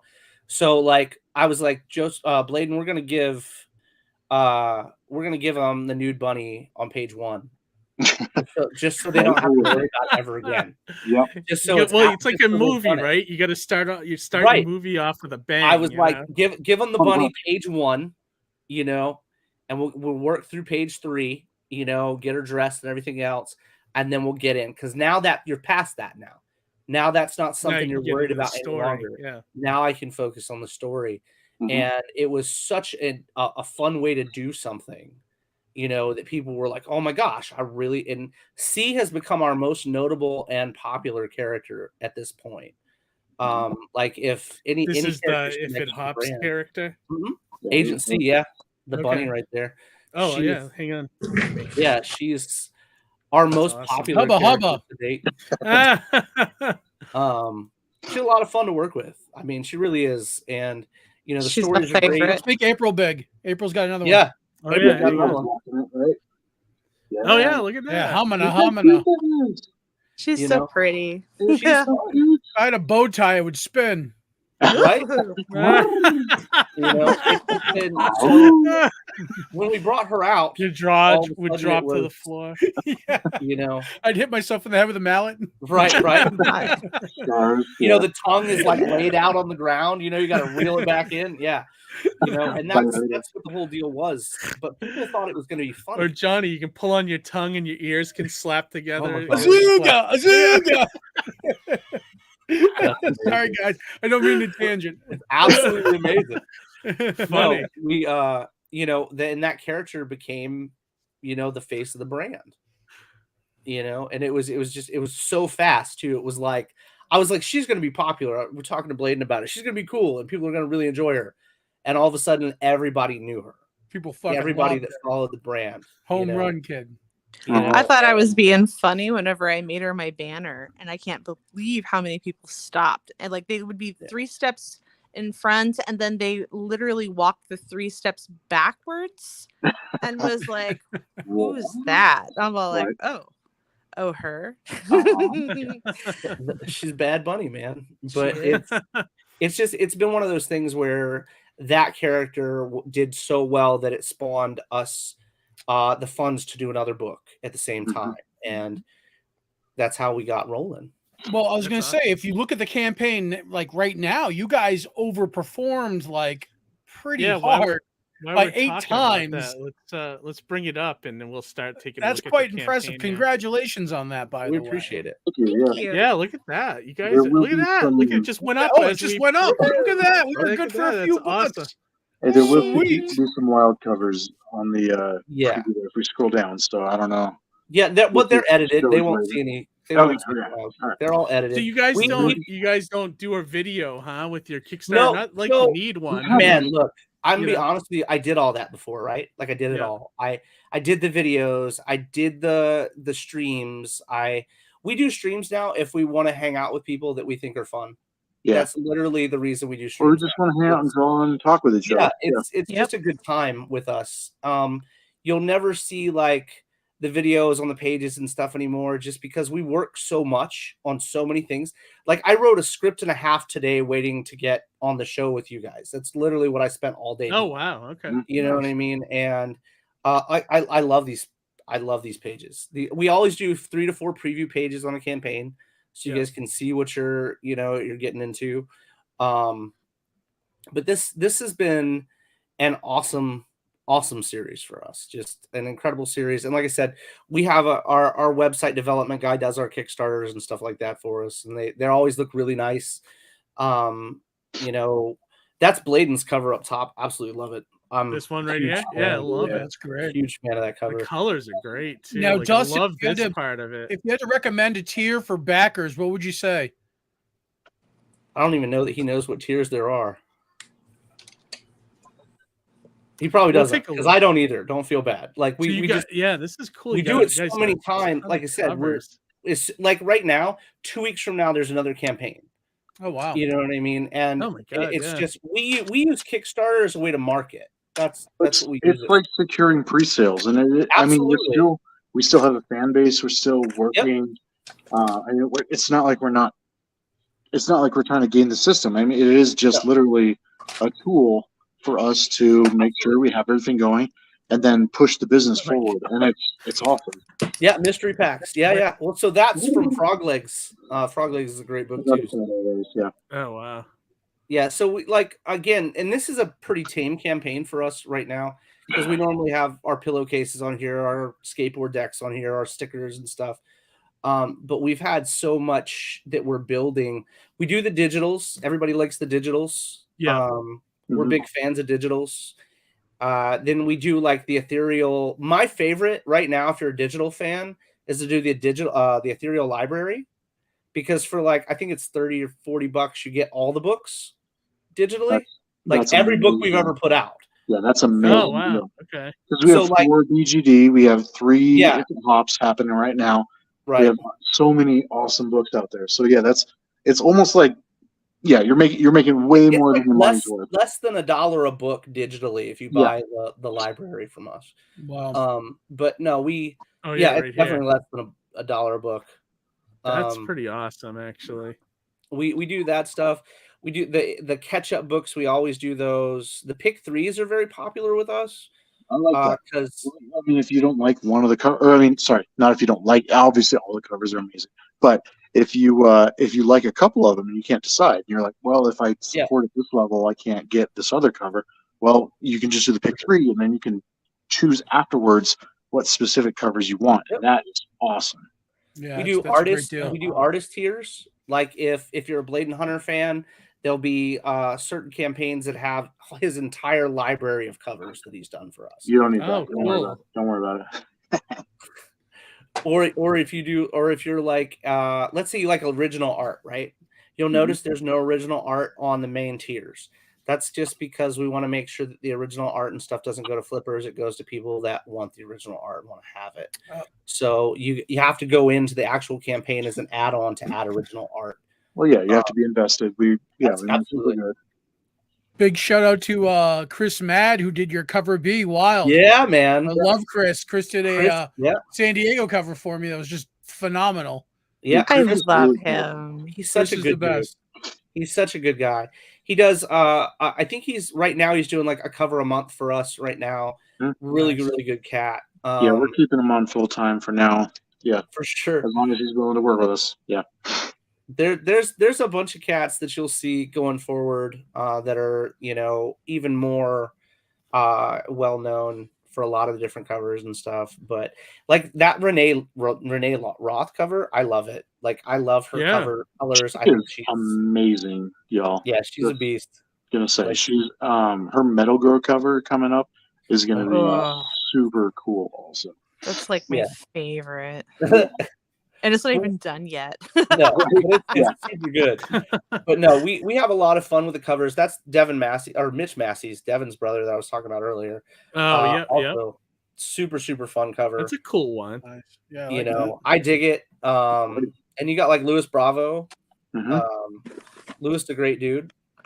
But he's worked with us for a little bit now. There's Elsie Freitas, the butt master. Every cover we get, you get a butt on every LC cover you get, just about. Man, it's because I love his butts. I'm real sorry. He submitted this all one kinds is of really options. cool. Sorry, not sorry. This was dope, right? So this is submitted all on kinds of Vu's. Really options, but we cool. still went for it. Oh yeah, look at the rendering there. We love Anvu. She's a good friend of ours. We've known her for a long time. But Sean Lee's coloring on that is just masterful. Oh, big time. Yeah, this is great. Absolutely brutal. then But yeah, no, like I said, we have a lot of fun. We just have a good time, and that's but again, this is a full-time job for us. So we're literally so you guys are doing this full time and not having to work 9 to 5. That's awesome. I mean, it's not like you're rich or anything when you do it. You know what I mean? You guys are if I could do this 9 to 5, that'd be fantastic. Right. It winds up being like 9 a.m. to like 2 a.m. kind of thing. Yeah, it gets pretty late in there. But like on the website, like I said, you can get your digitals, you can get your stuff in there right now. But most of the newer books, to the chat here as well. It's tough when you actually have a regular job, quote unquote, and then you do comics on the sides, juggling that. So the fact that you guys can go all in on this, and the product looks amazing, the quality sounds like it's pretty awesome in terms of the actual physical print quality. So you guys really have a nice product on your hands here, and I definitely encourage anybody watching to back. We have a lot. Like I said, man, we're very grateful. Our fan base is something. It's funny amongst them because we call them friends. Because they're all our friends. You know what I mean? They all show up. I like that. They all show up to the shows. I just feel weird calling people fans. You know what I mean? So I appreciate them. When people come to, let me say this: when I'm going, like when we were booking for, we normally go to Suncoast Comic Con every year, and we're normally booked as guests for there every year. And every time we go, there's a line of people that's waiting, or if we're going to Boston and we're taking, 6-7 members of Ethereal to Boston, there are people waiting. Same thing with Vegas. There was, oh my gosh, 20 people waiting for us when we got there. Come to Boston, let us know. We'll come see you. No, man, we're about that life, man. And it's one of those things though, where we just, I can't look at people as a fan. A fan is just somebody that's like, oh, into that person. These people are people that take their hard-earned money and their time to go in and make sure that we exist, that we live. So it seems so much more personal. And I love that social media has made it so that you can, we'll talk to anybody. You know what I mean? We'll talk to anybody. Like I have to filter through messages half the time, but I will talk to you. You know, it's a lot of it is like, again, the artists that are, it's now just now becoming a thing where people are understanding that they can go to Blayden or they can go to April. You know, that's how it should be. They, you know, when you're looking for a job, you're going to the account manager, you're going to the project manager, you know, versus coming all the way to me. But I'm happy to talk to people that just want to talk. You know, I'm really happy to do that because there are so many people that'll come out of the woodwork and be like, I've got it figured out. I understand if it hops. You know, I know who the killer is. I know what's going on. No. And you're like, you really don't, but I appreciate you thinking you do. I love that. Yeah. You know, it's you like the activity, like right. I love that's the best feeling in the world when they come back, you know, the next day at a show, go, oh, I read the book last night, it was great. Yeah, man, for They, sure. they tell you about it. You know, I'm a big fan of what they used to do in Spider-Man, and I'm a big fan of what, you know, Todd McFarlane did for years. And that's putting the comments section in the back of the book where they would mail in messages and stuff. That's something that I've not implemented, but I like the interaction to be able to do so. You know what I mean? Like, you'll be online and people that follow you know you're online, right? I think there's like 3,500, 3,600 people that follow me right now. It's not a lot, but it's enough for me. It makes me happy. So, you know, we'll get in there and all of a sudden you'll go, hey, Dustin, I got a new book the other day. Or, dude, I went to, and I got my store exclusive. I drove to so-and-so, got my store exclusive. And you're like, dope. Guess what? I may not have even seen that exclusive. So please show it to me. You know what I mean? That's amazing, you know? And it's just, it's something we're so very proud of everything we do. And we're grateful. You gotta be. Yeah, you gotta be. We're so grateful. Like, just like tonight, it was like, we don't do a lot of shows. So they were like, hey, man, we're going to go get on Keith's show. And I was like, dope, let's go get on Keith's show. You know, I don't know what the fuck we're talking about, but I'm ready to go, you know. And right on. We're glad to have you guys. You know what I mean? Yeah. Glad you guys came on, you know. It's just an incredible experience because I really like you guys to see April. I really like you guys to see Blayden. It's something that I have never needed to be the lead singer of my own band. Never once have I needed to be the lead singer. If you don't know my name, but you know If It Hops, or you know April-Reyna, or you know Blayden Hunter, then I'm doing okay. I'm so awesome. Okay. You know, like, I love that they came on the show to draw. Too, man, I'm so grateful. Showing off the artwork. If people are just talking about stuff, you're like, okay, cool, but you know, it's. Yeah, I like that. We've only had, I think, one other guest that's done that, and what? It's awesome to see, you know.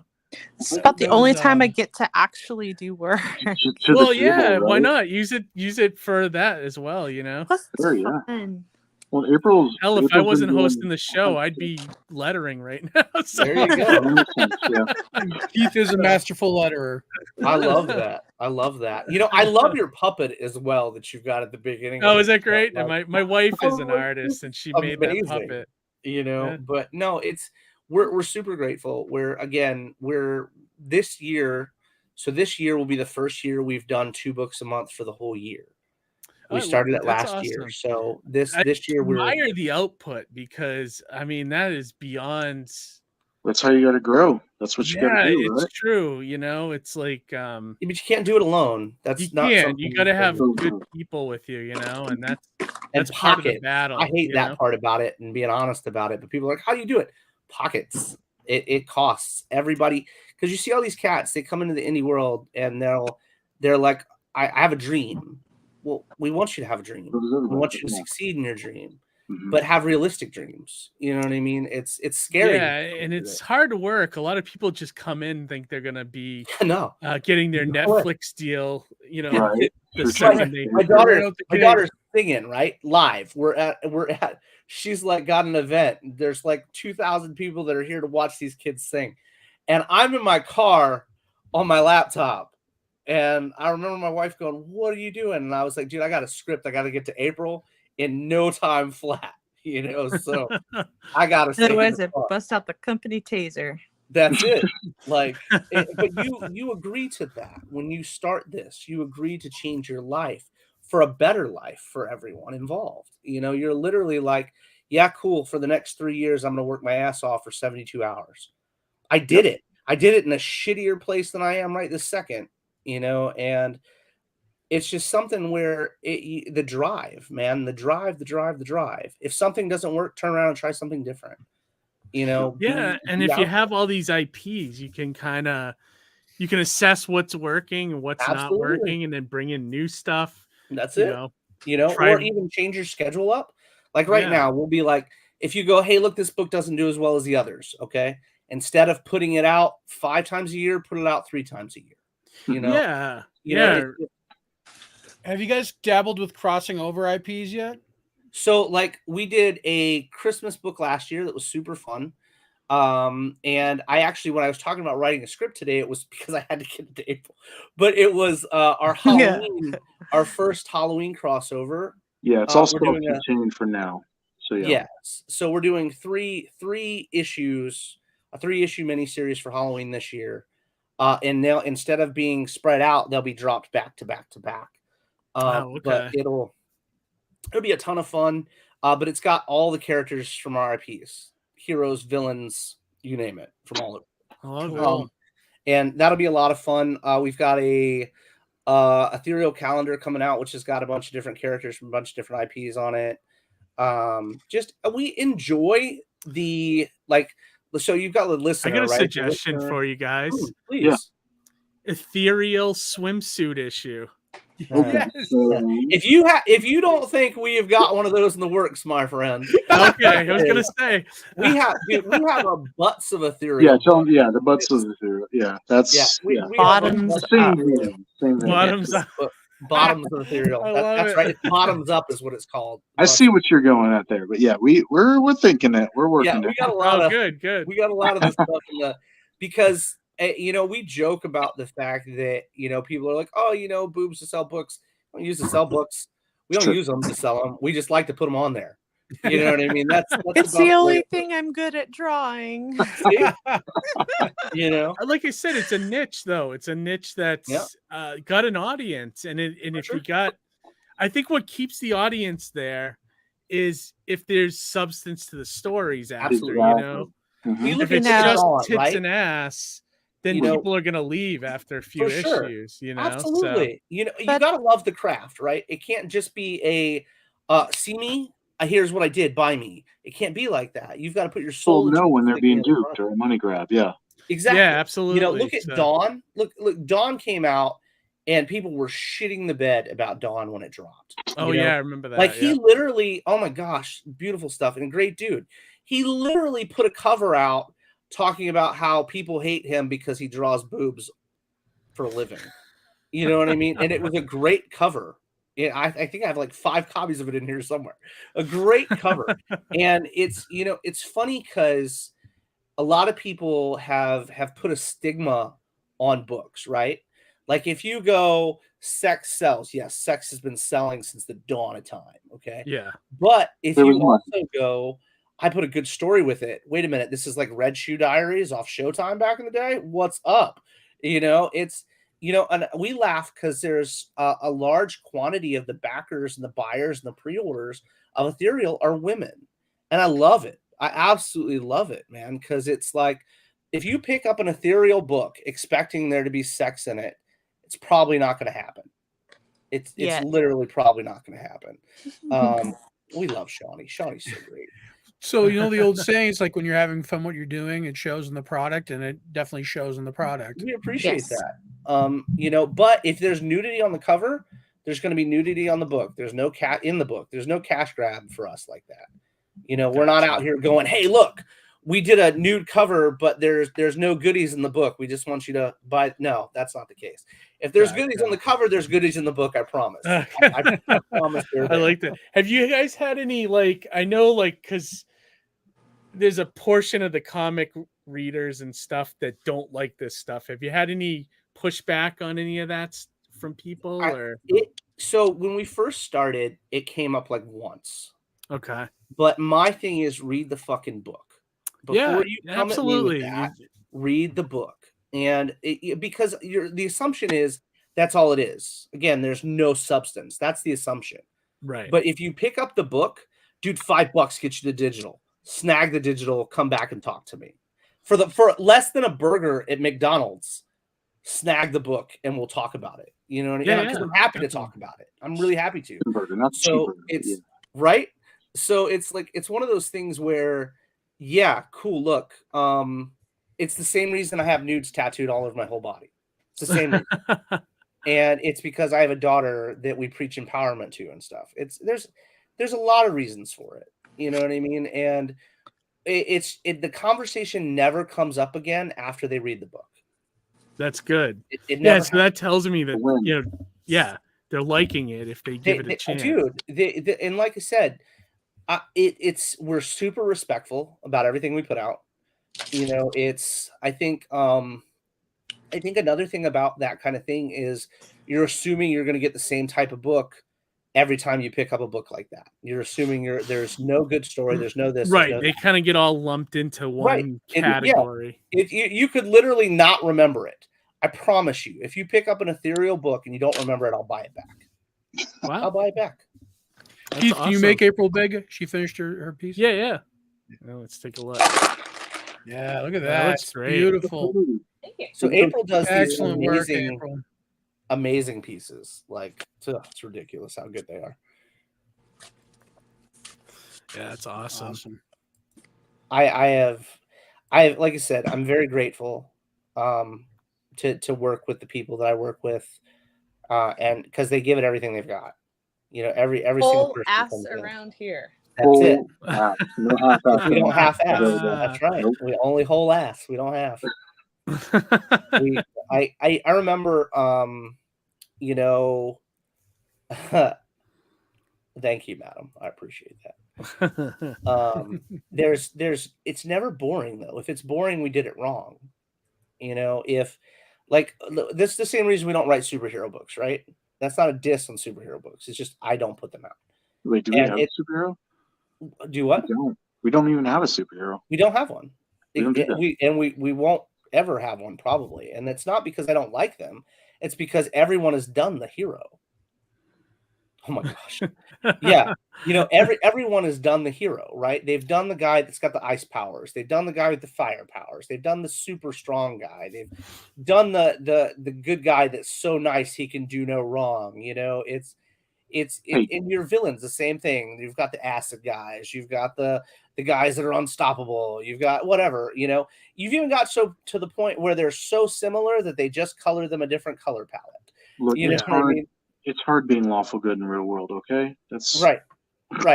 And no, I don't buy it. I don't buy it. I don't. You don't think you guys would ever put out a superhero book, or never say never? It's not on the agenda.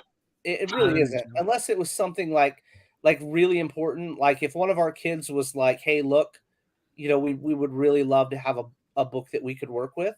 Like my daughter wants to be a colorist. She's 12 now. She wants to be a colorist. She loves it. You know, and if she was like, "Hey, Dad, I really want to, you know, get into this," cool. Yeah, we'd work something out. You know what I mean? I'd put out some kind of book with her, you know. But outside of that, or you know, you've got the Make-A-Wish kids come out, something like that happened. Yeah, okay. You know, love it, Shawnee. Thank you. It's Rob. We love Rob too. You know, Rob's a great dude. One of these days, I keep telling him, put him on a book. You know, he needs to be. He's another guy that needs to be seen. But there's a lot that you get from a superhero book. And I don't write in black and white. I only write in grays. Like I really don't. You're a liar. You totally do black, white, and camo. You better stop. No. Black, white, and camo. All right, Black, white, and camo. That should be a T-shirt. I only write in black, white, and camo. Yeah, make that yeah, absolutely. But no, it's one of those things where like you have a feeling, right? If you feel some kind of way of something, it doesn't make you wrong. You know what I mean? And a lot of things when it comes to superhero books and such are you're literally out here going, you're wrong. You know, my way is the right way. I'm the hero of the story. And I don't like people to have to feel like that. I like you to use your mind and feel like what's right in your decision. I think the best thing that DC ever did was Injustice. You know, I really do. I think showing that Clark could kill the Joker was one of the most amazing things that they'd ever done. You know what I mean? Yeah. It was so powerful to know that that guy who we thought was a god and infallible can make a decision that one of us on the street would have made. You know what I mean? It's something to where I never want you to always to be like, well, C's going to act like this every time. C's always going to feel like that. That's not reality. We don't look like that. We don't act like that. We don't talk like that. Nobody So, does, yeah. you know, I don't ever want you to feel like that. If you can tell me what's happening in a book with a character's mind before I can even figure it out, there's a serious problem with the products we're putting out. Like, it's a serious issue. Yeah. You know, and I don't want you guys to feel like you've wasted your time, your money, or your experience. No, But isn't there a certain charm in a prolific character that's like, you always know that they're going to do the right thing? Like, like Luke Skywalker in the original trilogy. I think that's wrong too, though. Luke, all right. So look, I've been reading Star Wars novels since I was like 7. Yeah, all lay right? it on me. We went through this whole gray Jedi thing. We went through the dark Jedi thing. We went through Luke on the dark side. There's never been a character to this day in Star Wars that has never done something shisty, whether it was Han, Chewie, you name it. There have been decisions that were morally gray to better benefit the good, the whole. You know what I mean? Then you've got characters in comic books that are like, okay, look at the Illuminati, right? Marvel puts out the Illuminati. We're going to get rid of the Hulk because he does things that are bad sometimes. You know, but you've got the Samaritan who's like, you guys are dicks. He's your buddy, and you're going to shoot him into space. You know what I mean? It's like, so I don't think it's as black and white as we like to portray. Even in comic books and stories we read, there has to be some kind of, man, I wonder what they think. How do they feel about that? You know, and if there's not, it's very stale. You know, look at Hal Jordan, right? Or Guy Gardner, even better. Guy Gardner. Gardner comes out and he's like, man, look, I can become the leader of the Red Lanterns. And I can control my anger, da-da-da-da. But he's still out here doing stuff that Hal's like, I don't know about that, bro. I don't know if that's very nice. You know? But he's still a good guy. Like, right? He's still an anti-hero. Right. You know, or Venom. I've got Venom tattooed on a quarter of my body. Yep, so you go out here and you talk about Venom, the original Eddie Brock, you know, before it got all crazy and shenanigans and everything else, you know, and it was one dude with his fighting his own fucking conscience basically the whole time. Well, like Frank Castle's my dude, so you're preaching to the choir. Right, you know what exactly. I mean? You know, what is the... And now look what they did to Frank Castle. I can't even mess with that. That hurt my feelings. No. So, you know, poor Frank is whatever. That'll hurt other people's feelings if I start talking about that. But it's one of those things where we as creators have an obligation to give you the best that we can possibly give you. And as a person, as a creator, if I try to go against my own gut, you won't get the best product I can give you because it's not my wheelhouse. So if you're doing like a genre that you don't necessarily like feel like you want to do, right? And you're doing it out of obligation, it won't be as it's not as good. You know what I mean? It's like the chick that's pity fucking the dude. Yeah, she's exactly. Not giving it all she's got. You know what I mean? It's not great. You know, it's one of those things where, again, like right now, when I got into Theater 7, I had no idea what I was doing with comedy. Like I literally rewrote the script for issue 1 probably 15 times before I was happy with it. And when we put it out, I remember Devin going, there's not enough. Well, before we put it out, he was like, there's not enough locker room humor. And I was like, that'll embarrass the shit out of me to write the thing that I thought we should write. And he was like, that's the shit that people want to read. Embarrass the shit out of yourself. And I was like, oh my God. So I wrote it and everybody was digging it. You know, they were all about it. And that's just the way things, like I jump out of my comfort zone a lot now, like a lot with different stories and stuff. Like we've got Underland. Like when we put out Underland, I was like, oh man, it's real cartoony. Oh man, I don't know. It's way away from our normal like hyper realism type of, you know what I mean? And it was dinosaurs and yes, and stuff. Yeah, but the artwork is very, you know, whatever. It was one of those things where I was like very like nervous to do. and I loved it. I absolutely loved all Lyris's faces that she drew, and the feeling behind them. Yeah. And it just came out beautifully. And when people were about it, I was like, cool, look, we're going to keep running with it. We'll just keep running with that direction, and people dig it. But writing a book, like even a book remotely based on Alice in Wonderland, was completely daunting and completely terrifying, because there have been dudes that I idolized, like America McGee, that had put out an amazing iteration of Alice in Wonderland, and to do it was terrifying, but the fans enjoyed it. I enjoyed working on it. The team liked it, so we ran with it. It's not everything is, again, cops and robbers with the books that we put out. It's very, very different. We're about to put out, what is it? My Metal Girl. None of us have ever done a manga before, and we're about the life right now. Like, we're all excited. And that's very popular too. Yeah, absolutely. Like, we've been watching anime since we were, oh my God, 8 years old, and didn't know what they were. You know what I mean? Sci-Fi Saturday morning, you were catching Ranma and a Half or whatever was on. Hunter and all that. That's it. Oh gosh, now, is that the campaign you guys are launching next week, or is that something else? 2 weeks from now is My Metal Girl. And I'm going to tell you what, the artwork from that is so stellar. It really is. The oh my gosh, the cover art's just dumb, gorgeous. It's so bad. It's so good. Oh, I love every bit of it. And everybody that works on these projects, right? Like, you can see that they want it. You can see that the drive is there. Again, there's no half-ass. We don't ever catch anything like that. We've been very grateful not to have to deal with shit like that. But that's literally a, oh my gosh, my take on like the battle progression, like battle royale type of deal. But but it's also got the ethereal sauce. Yeah, it's definitely got the ethereal sauce for sure. And then we've got like Cretaceous coming out, and Cretaceous is my take on like real dinosaurs, what it would be like. Zombies, dinosaurs, zombies and dinosaurs. Yeah, they were like, "Oh, you're ever going to do a dinosaur book?" So I used to write,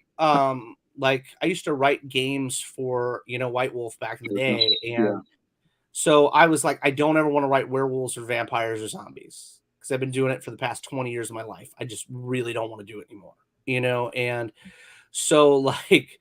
I remember we opened the shop. I was like, I don't want to fucking write this shit. You know what I mean? And but we were making $1,000 a month just off campaigns, because people knew that I was writing them. You know what I mean? And it was like, okay, cool, like whatever. And so when we started putting out books, I was like, I don't ever want to do this, and this.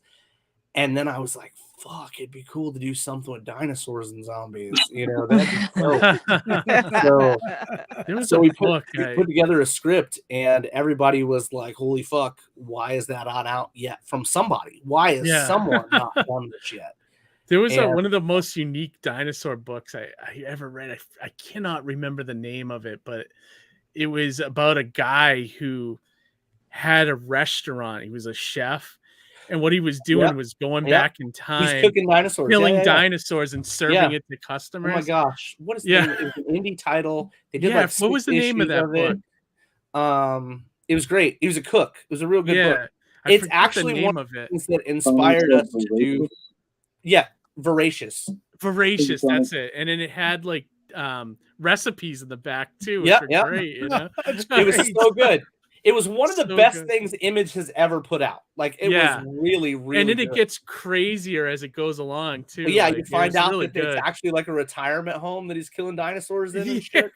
And he's realizing that, it was great. Oh, it was so good. And it's such one a of the good things idea. that got me to do Frog Legs.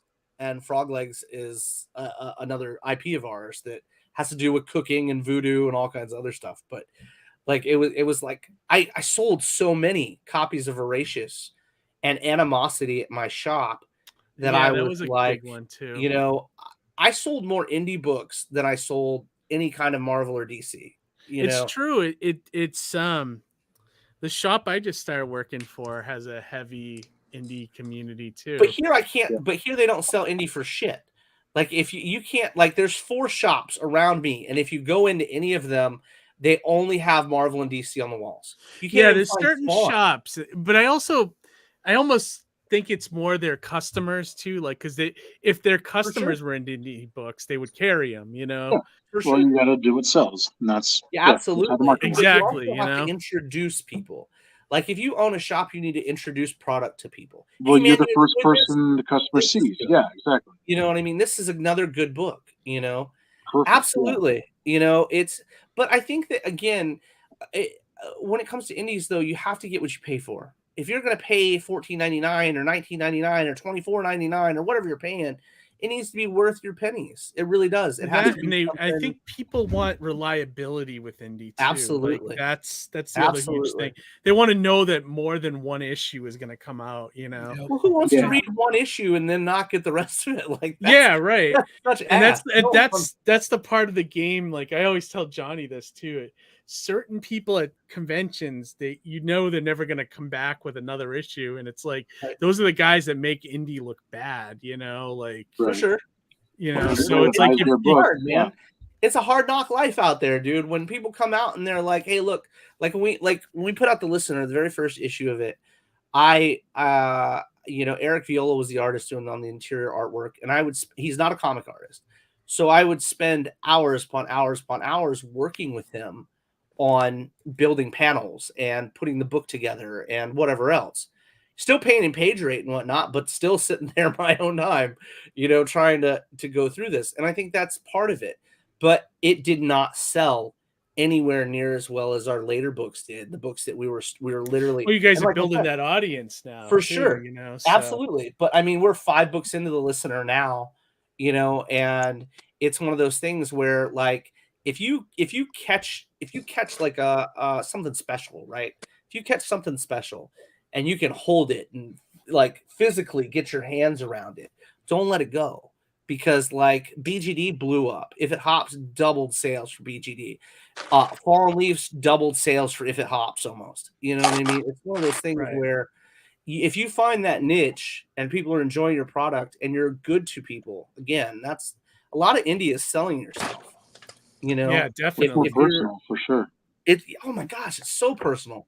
Like we did, we went to I drove to Boston to see April and a couple other folks, Steph Wilson, a few other people. And I got there and I wasn't even doing anything there, right? Like I just drove to drop books off and see folks. There were so many people. Hey, how's it going, man? Oh my God, look, where's your booth at? And you're like, I don't have a booth. I'm just chilling. You know what I mean? And we signed this. Hell yeah. We'll take a couple minutes. We'll talk about the stories or whatever you want to talk about, and like you'll go to a restaurant and you'll catch people, they'll see you and you got to respect that. That's the kind of thing that's selling yourself to individuals, like, most of the time when you do a show and you stay at a hotel, if you're working the show and you stay at a hotel close to it, spend a little bit of time downstairs. Just spend a little bit. That's, I'm no pro, okay? But I'm telling you to spend a little bit of time downstairs. Those are my favorite times. Oh yeah, definitely. I used to do that all the time. Now I'm Hotel too lobby tired. bar. I'm too tired. I gotta go home. I gotta go to bed. Hang out in the lobby, man, because people show up, want to talk, they want to shoot the shit, they want to learn about the products, and that's where you're selling yourself. You're out there pitching Not your me. product. I want to be in bed. I've I learned, used to do that though. I totally when you're first Right. starting out, you got to It's- do that stuff. right, like definitely. right now, like I don't sleep well, like at all. Like I might get 4 hours a night. So to me, it's like I'm just gonna hang out as long as I can hang out. If I can make it for another 45 minutes, I'm gonna make it 45 minutes. Because chances are I've got a bag with me and there's issues in that bag. 9 times there out you of go. 10, they're Yeah, limited. definitely hang out with the You know? creators, get to know them and Yeah, stuff. well, I Yeah, dropped, definitely. like I'll tell you what, we were doing a show in Crystal Springs, and I was sitting down and I had a bag with me, and dude just walked up and he was like, "Hey, Dustin, let me buy you a drink." And I was like, "Yeah, cool, man. Whatever, a Long Island or whatever is what I'm drinking, and sat down and he ordered me a drink and he paid for my dinner, and I certainly didn't ask for it, and so I gave him a limited one of 25, $75 book that was just sitting in my bag. And I signed it and whatever, and he was like ecstatic. And that's, if people are going out of their way to support you, you give back. You know what I mean? In any way that you can give back. And that's, I watch April, I watch Blayden, I watch all these cats give back. And I think that's something it's magical, man. It's, it's cool stuff. Oh yeah, definitely. So we're gonna start wrapping things up here. We've been going an hour and 45 minutes, which is crazy. Yeah, time flies, Doesn't man. feel like it, right? Like it feels like we just turned the live stream on, which is I talk a lot. No, but I mean, we normally do like an hour. Like we went over. Yeah, we went way over. It felt like nothing. But that's great. awesome, though. And I love watching both of you guys draw and color. Can we bring him big again, Keith? Nice just treat. to get nice some, treat to have here. Yeah. And awesome. Look at that. Yeah, so good. So let me share the Kickstarter once again in the chat here for everybody that we've been talking about Ethereal Comics here, and check out their new campaign. You can see the passion on this episode from all three of these guys. And help support indie comics, so check out that campaign. And then let me also share the Ethereal Comics website as well if they want to check out some of the other titles that you guys have available. Usually when we wrap up, if there's any other links you guys want to throw out to social people, media, like your personal Instagrams or things like that, go for it. And the cool thing about us is you can I think we're the only like Ethereal Comics. So if you look at like Ethereal Publishing on Twitter, if you look at Ethereal Publishing on Instagram. So if you Google Ethereal, oh my God. If you Google Ethereal, you're going to find all kinds of terrible things about me on there.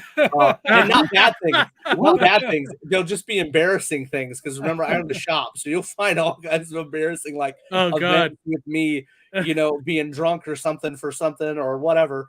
But no, if you Google Ethereal, you'll find Ethereal everywhere. Like, again, we used to do shows all the time. So you'll find back shows or whatever on different casts and stuff. I love that. By all means, anywhere you can, and for Ethereal anyway, and I don't have anything personal because all my shit's tied to it. So, so if you guys want to read some dirt, just Google Ethereal. Yeah, if you want to read some Dustin dirt. Yeah, you guys normally stream on Fridays, Friday nights. You guys are welcome to come hang out with us. We have to come pop in sometime, Keith. Just crash the show. Crash the show, man. And we talk about just about anything under the sun. Because like people expect me to talk for a long time, and then I'll get to be like, what the fuck was I talking about? Let's find something else. I do let's go back to Cajun. I do a lot so that they have time to draw and stuff as well. Again, because I keep them so very busy that they really don't have a lot of time. So you can kill two birds with one stone, right? Stream. And you show off to your audience the drawing and it for sure. And that's all fun stuff, I'm usually working on pages, so yeah, exactly. Yeah, I love that. That's great. You'll catch them. Blayden, April, anything you guys want to share? Like any social media, anything like that? You guys are totally welcome to find me on Instagram under Reyna_art, and on Facebook also under April Reyna. I do a coloring or even like a drawing show on Tuesday afternoons on Artist Alley Shopping Network.